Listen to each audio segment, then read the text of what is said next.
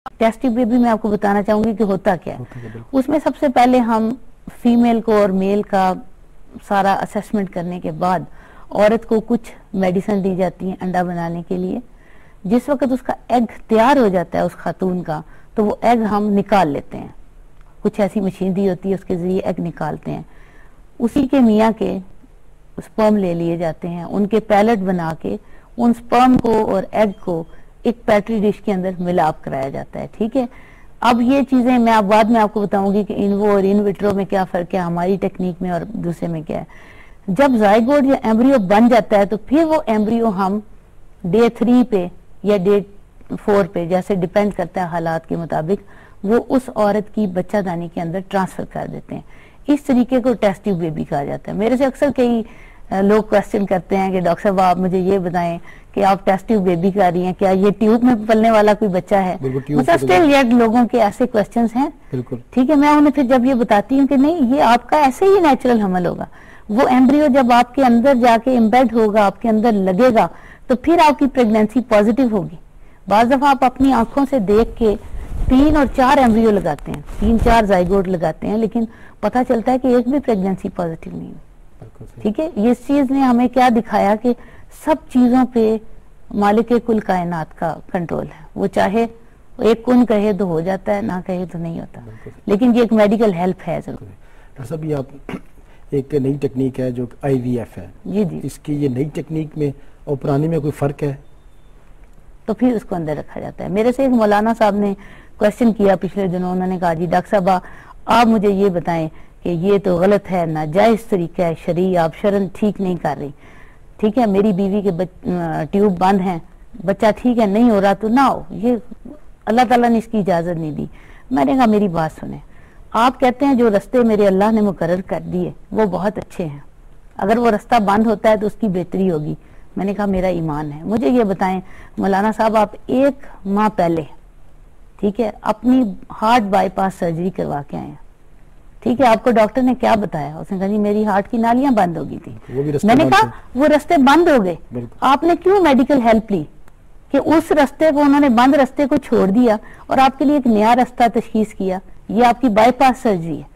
तो अगर medical help आपकी फीमेल के लिए, जिसको आपने डिक्लेयर कर दिया है कि ये बच्चे पैदा नहीं कर सकती, ठीक है, अगर उसके लिए मेडिकल हेल्प मौजूद है कि उस बेचारी की बच्चेदानी के अंदर ऐसी सलाहियत है कि वो बच्चे पैदा कर सकती है, लेकिन एग वहां पे चल के नहीं आ सकता, तो हमने क्या हेल्प किया कि उसको रास्ते को बंद रहने दिया, उस एग को निकाला, उसका बाहर मिलाप किया और उसको अल्लाह के हवाले कर दिया।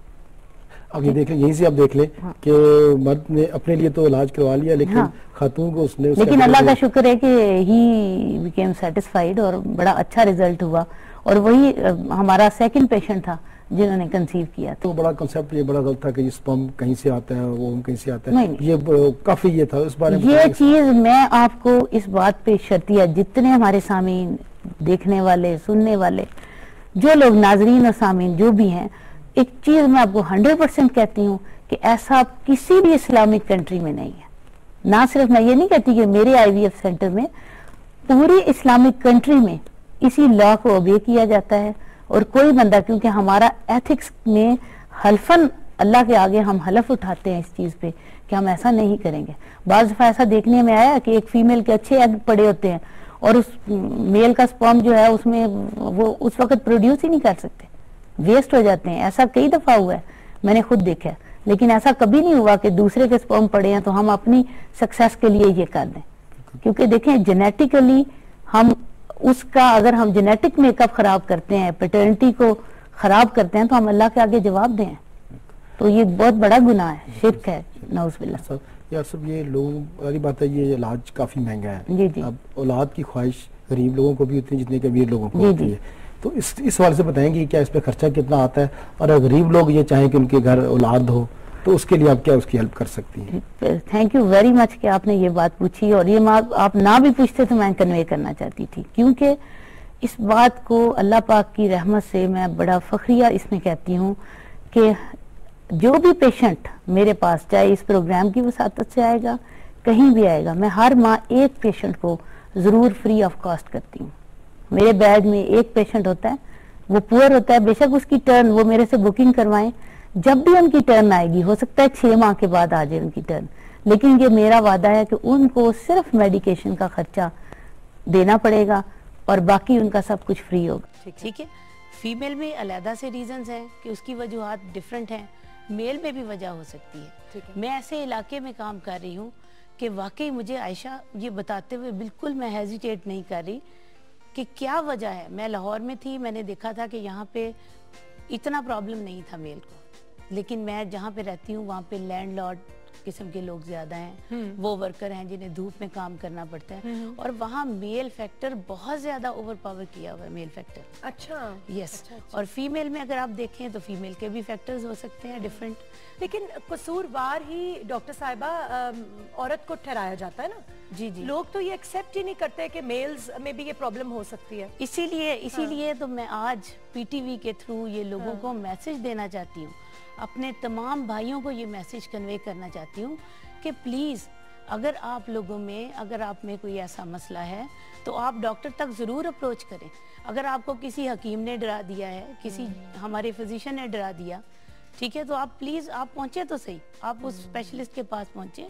हमारे पास बहुत सारी हेल्प है जो हम कर सकते हैं, क्योंकि मेडिकल साइंस अल्लाह की रहमत से चेंज होती जा रही। ठीक है, ओके, बहुत एडवांसमेंट हो रही है। अब वो लोग भी जिनकी रिपोर्ट में आता है कि उनका एक भी नुत्फा नहीं है उनकी रिपोर्ट में, तो आप देखें दिस इज अ मिरेकल कि कभी ये चीज़ें हम कहते थे नहीं जी आप। अब मैं आपको एक छोटा सा वाकया सुनाती हूँ। मेरे पास एक पेशेंट आया, तकरीबन उसकी एज थी आयशा जस्ट आप समझ लें 25 ईयर्स। उसके पास एक रिपोर्ट थी और वो रिपोर्ट मुझे दिखा के कहता है डॉक्टर साहब ज़रा प्लीज़ देखिए कि ये ठीक है। मैंने देखा, मैंने कहा जी ठीक है। कहता है डॉक्टर साहब मैं बाप बन सकता हूँ। मैंने कहा जी आप बन सकते हैं। उसने मुझे थोड़ा सा ना बड़े अजीबोगरीब तरीके से देखा कि शायद ये डॉक्टर साहबा को पता नहीं है। मैंने फिर गौर किया कि हो सकता है मुझसे गलती होगी ये रिपोर्ट पढ़ने में। मैंने अगेन रिपोर्ट पढ़ी, उसकी रिपोर्ट पे 20 मिलियन काउंट थी। मैंने कहा जी आप बिल्कुल बाप बन सकते हैं। उसने कहा जी क्यों, मुझे तो किसी बंदे ने बताया कि आप बाप नहीं बन सकते, आप बताएं। मैंने कहा जी मैं आपको 100% लिख के देती हूँ, ये लें, ये मेरी रिपोर्ट है, आपको पता है ये मेरी क्वालिफिकेशन है, मैं आपको लिख के देती हूँ। कि जैसे ही मैंने उस बंदे को थोड़ा सा कॉन्फिडेंटली कहा, उस बंदे ने रोना शुरू कर दिया। उससे जब हमने इंक्वायर किया, बाहर ले गए हमारे अमले के लोग, और पता चला कि उस शख्स ने अपनी वाइफ को डिवोर्स कर दी। हाँ। क्योंकि उसकी वाइफ प्रेग्नेंट हो गई थी, और इस रिपोर्ट पे किसी हमारे फिजिशियन ने ये चीज़ बताई उन्हें कि जी आप बाप नहीं बन सकते। यानी हमारे डॉक्टर्स में भी ये बड़ा कम नॉलेज है, सॉरी टू से, क्योंकि हम अपने आप को अपग्रेड नहीं कर रहे ना। सही बात। WHO के क्राइटेरिया चेंज हो गए, हर चीज़ चेंज होती जा रही है। इसलिए हमें अप टिल द मार्क अपना एविडेंस बेस्ड मेडिसिन जो है उसके थ्रू हमें एवेलुएट करते रहना चाहिए।